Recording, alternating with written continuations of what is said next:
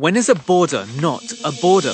When it's a fence that Israel built to create the world's biggest open-air prison. Since March 30, 2018, thousands of Palestinian refugees trapped inside Gaza have taken part in the March of Return, demanding the right to return to their homes in what is now Israel. Israel built a 25-mile fence and has shot people protesting near it, saying it's defending its border. But this fence isn't a border. You know how we know that? Because Israel said so back in the 1990s. When Israel and the Palestinian Authority signed the Oslo agreements, this is how they talked about the fence. The security fence erected by Israel around the Gaza Strip and the line demarcated by the fence shall be authoritative only for the purpose of the agreement. That acknowledges that the line followed by the fence is not a border. Israel wants to portray Gaza as a separate country full of people who want to invade Israel. In fact, international law says Gaza is still under Israeli occupation. The idea that there is actual Palestinian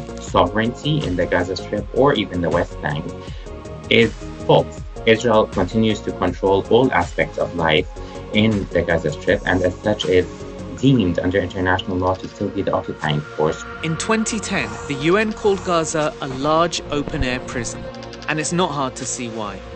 There are only 5 crossing points on the Israeli fence, and 3 of those have been closed for years. Of the 2 that remain, only 1 of those is for people.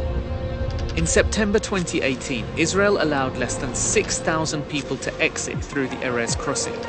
Israel even limits what goes into Gaza through the fence. Sage, cardamom, ginger, dried fruit and potato chips have all been on the prohibited list. It controls things that demonstrate the degree to which it occupies the territory, including the population registry. So if someone is born in the Gaza Strip and they are not registered within the Israeli authorities, they do not exist. They are unable to travel outside of the Gaza Strip. More than 2/3 of people living in Gaza are registered refugees whose families were forced out of their homes by Zionist militias in 1948 in what became Israel. Israel's Jewish majority was cemented by expelling 4 out of every 5 Palestinians who had lived there. So this fence stands between Palestinians and their former homes, from which they were evicted and to which they've been forbidden from returning.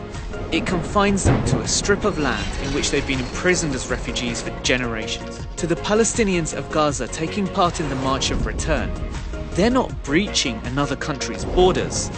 They're simply attempting to go home.